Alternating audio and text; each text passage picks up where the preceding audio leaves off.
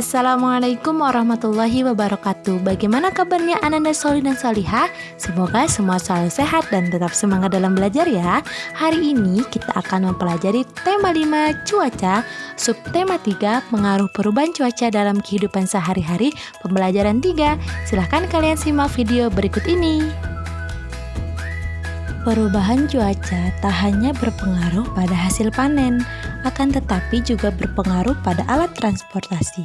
Saat cuaca hujan, mobil angkutan, kota, bahkan bus akan melaju dengan pelan. Sore itu Lani akan pergi ke rumah Opa. Ia berangkat naik bus bersama Mama. Perjalanan ditempuh 1/4 hari. Cukup lama dan membuat Lani bosan. Lani menulis soal-soal pecahan. Ini dilakukan untuk mengusir rasa bosannya. Apakah kamu dapat memecahkan soal-soal pecahan buatan Lani? Yuk kita coba selesaikan bersama. Soal yang pertama, di dalam bus Lani membuka bekal makanannya. Lani membawa kue lapis yang sudah dipotong menjadi 10 bagian sama besar. Lani makan 3 potong kue. Mama makan 2 potong kue. Berapa bagian kue yang dimakan Lani dan Mama? Maka penjumlahan pecahannya menjadi 3/10 ditambah 2/10. Nah, jika ada penjumlahan pecahan seperti ini, kita tambahkan pembilangnya saja dan penyebutnya sama. Maka hasilnya 5/10.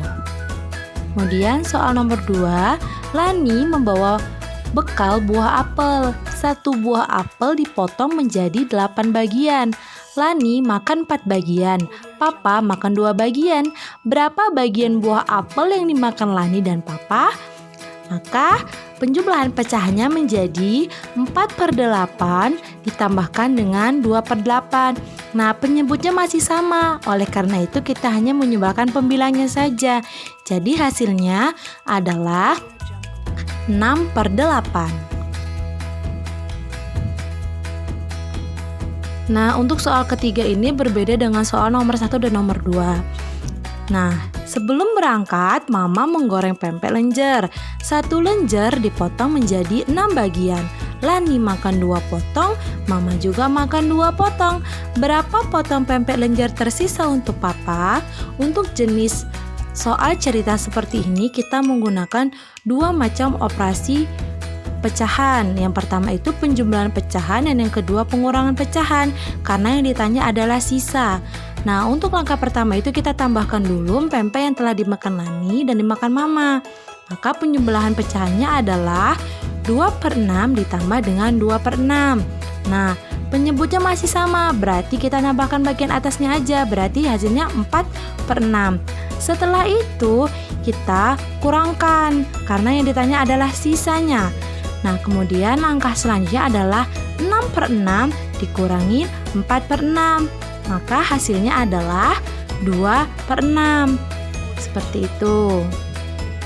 Soal nomor 4. Saat haus, Lani minum air putih dari sebuah botol air mineral. Lani baru meminum 1/4 air dalam botol. Mama pun minum 1/4 air dalam botol. Berapa banyak air yang telah diminum oleh Lani dan Mama? Nah, jenis soal seperti ini pengoperasian pecahnya adalah penjumlahan. 1/4 dari yang diminum Lani dan 1/4 dari yang diminum Mama. Kita tambahkan, maka hasilnya adalah 2/4. Nah, untuk jenis soal seperti ini kita tambahkan pembilangnya saja ya. Mari membaca. Kalian bisa membaca dengan nyaring teks tentang cerita Opa dengan diawasi oleh ayah, bunda, atau kakak di rumah ya. Cerita Opa. Lani tiba di rumah Opa dengan perasaan senang. Opa pandai bercerita. Berbagai kisah Opa ceritakan. Lebih sering pengalaman Opa saat muda dulu. Kali ini Opa bercerita pengalamannya naik pesawat saat hujan. Nah, saat itu Opa diajak berlibur oleh Mama dan Papanya. Mereka naik pesawat.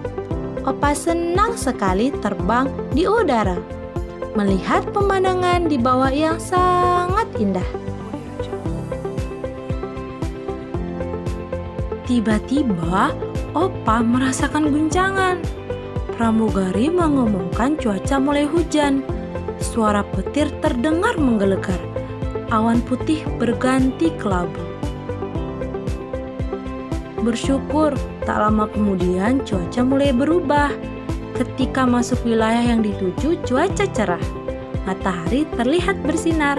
Pesawat pun dapat mendarat dengan aman di bandara.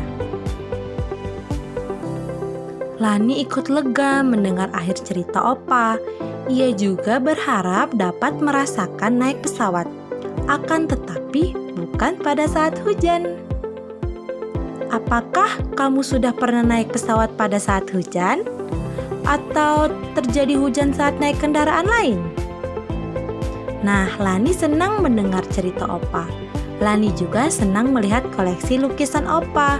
Banyak sekali gambar yang indah. Opa senang sekali melukis. Lukisannya kebanyakan gambar dekoratif khas Sulawesi. Yuk kita amati bersama gambar-gambar pola dekoratif khas Sulawesi. Nah, untuk gambar motif yang pertama itu ada motif Pakadang Pao. Kemudian motif yang kedua itu ada motif Nek Limbongan. Kemudian motif yang ketiga ada motif Pak Tedong. Dan motif yang terakhir yaitu ada motif Pak Sulan Sang Bua. Motif-motif indah terdapat dalam dekorasi rumah adat suku Toraja. Nah, berikut gambar rumah adat suku Toraja. Perhatikanlah motif-motif tersebut dengan seksama. Kamu akan melihat pola garis pada suatu bidang tertentu. Ada garis lurus vertikal, ada garis horizontal, ada garis miring, ada garis melengkung, ada garis bergelombang, juga bermacam garis lainnya. Nah, buatlah gambar dekoratif menggunakan pola garis yang berulang. Berilah warna agar hasil gambarmu lebih indah.